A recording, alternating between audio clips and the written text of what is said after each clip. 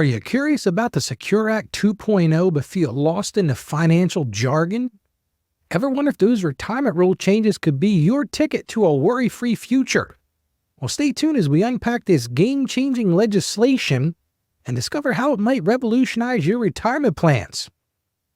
Hey everyone, welcome back to the Ask Ralph Show. It's Tax Talk Thursday, and you know what that means? We're diving deep into a topic that might seem a little dry at first, but trust me, it's got the potential to impact your financial future in a huge way. We're talking about the Secure Act 2.0. Now, yesterday we covered the 5 things you can do to quickly boost your credit score. If you missed it, just head over to AskRalphPodcast.com and you'll find it and all of our other episodes right there on the site. I don't know if you know this or not, but you can also search our episodes by topic. So before you make any financial decisions, be sure to search our past episodes or send me a question for me to cover on the show. I truly love answering your questions. Well, let's get back to today's topic. Now, you might be thinking, Ralph, the only secure thing I'm worried about right now is making sure I have enough gas in the car to get to work tomorrow. And trust me, I hear you. We are certainly in challenging financial times, but stick with me on this. This new law is all about retirement savings, and whether you're just starting out or you're already thinking about your golden years, understanding could mean the difference between scraping by or truly enjoying your retirement. Now, before we jump into the nitty-gritty, let's hear from one of our listeners who wrote in a question about today's topic. This one comes from Eddie in Missouri. And Eddie writes, Dear Ralph, I keep hearing about the Secure Act 2.0 thing on the news, but honestly, it just sounds like a bunch of confusing government jargon. I own a small bakery. I'm so busy trying to keep up with the flour prices and customer orders that I haven't had time to figure out what all this means.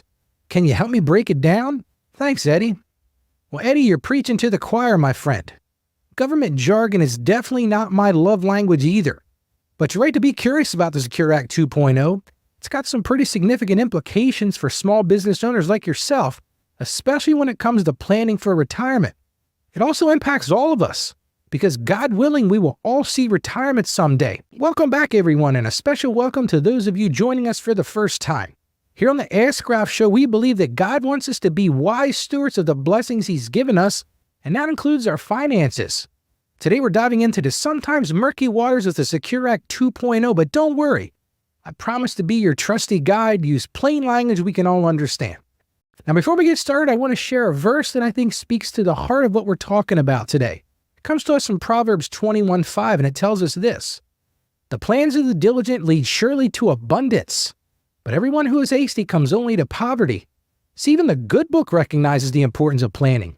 The Secure Act 2.0 is all about giving us more tools and opportunities to plan for a secure financial future, both for ourselves and for our loved ones. So you might be asking, Ralph, what exactly is the Secure Act 2.0? Well, let me start by this. It's a big piece of legislation that was signed into law at the end of 2022, and it makes some pretty significant changes to the rules around retirement savings. Now, I know what you're thinking, Ralph, just tell me how it affects me, and that's exactly what I'm going to do. So here are some of the key takeaways from the Secure Act 2.0 that you need to know. The first is this. It allows for later required minimum distributions, or those RMDs. Did a show on that a couple weeks ago. Remember those pesky RMDs? You know, the money the government makes you take out of your retirement accounts once you hit a certain age. Well, the Secure Act 2.0 pushes back the age for starting RMDs from 72 to 73. And for those of you born in 1960 or later, you get to wait even longer, until age 75. This gives your money more time to grow tax-deferred, which is a good thing. A simple fact is, the longer the money stays in the account, the more it grows. Kind of like the yeast in your bread, Eddie. You've got to let that bread rise. And I know what some of you might be thinking, Ralph, I'm nowhere near retirement age. Why should I care about this today and care about these RMDs? And that's a fair point, but remember this, time flies. I know it sure does for me as I get older. The quicker time seems to move. Do you feel the same way? But the truth is, the earlier you start planning for retirement, the better off you'll be. Plus, these changes could have implications on how you think about estate planning and passing on your wealth to loved ones.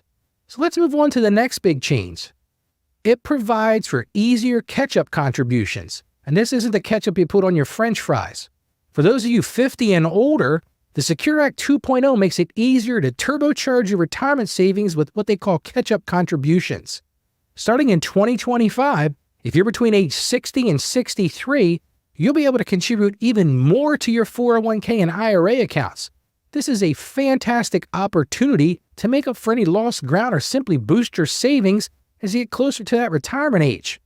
So if you'll be in that age range in 2025, now is this time to start planning for that change, which the truth is only a few months away as we sit here in July of 2024. And for all of my small business owners out there like Eddie, who wrote in earlier, listen out. The Secure Act 2.0 expanded small business retirement plan options. This act makes it easier and more affordable for small businesses to offer retirement plans to their employees. This is a huge win-win, both for the employee and for the employer. It allows you as an employer to attract and retain valuable employees, and it gives your employees a chance to build a more secure financial future. And listen, we all want to build that. And I know this is a lot of information to digest, and the specific details of how the Secure Act 2.0 will affect you depends on your individual circumstances. That's why I always encourage you to reach out to a qualified financial advisor who can help you make sense of it all and develop a personalized plan to meet your needs. But remember this, even with all these changes, the most important thing is to be proactive about your financial future. Don't wait for the government to tell you what to do. Take control of your finances. Make a plan and trust that God will honor your efforts. Well, before we wrap up today's episode, I want to remind you that tomorrow we're tackling a question that's on minds of many of us, and I get this question repeatedly. And they ask me this, is it better to rent or buy a home? And how can I decide what's best for me? Well, tomorrow we're going to be exploring the pros and cons of each option, looking at it through the lens of our faith, and I'll share some practical tips to help you make the best decision for your unique situation. It's one you don't want to miss. And don't forget, if you have a question you'd like answered on the show, head over to AskRalphPodcast.com and submit it there. You'll find a microphone right there at the bottom right of the site where you can record your question. If that doesn't work, you can always send me an email. That's to Ralph@AskRalph.com. And while you're there, sign up for our email list and receive a free copy of my book. This is it right here, Mastering Your Finances. Now, this normally sells for $10 on Amazon. It's packed with even more tips and strategies to help you achieve financial freedom God's way. Well, that's all the time we have for today. Remember, as I always close, stay financially savvy and God bless you abundantly. Have a great day. Thank you for joining us on the Ask Ralph podcast. And with a simple click to subscribe, we'll invite you back to our next episode. And remember, financial issues don't have to be complicated. Just ask Ralph. The information contained in this episode of Ask Ralph is based on data available as of the date of its release. Saggio Accounting Plus and Ask Ralph Media, Inc. is under no obligation to update this content if changes occur. Applying this information to your specific situation requires careful consideration of all facts and circumstances, and any information provided is not to be considered as financial, tax, or legal advice. Please consult your tax advisor or attorney before acting on any material covered.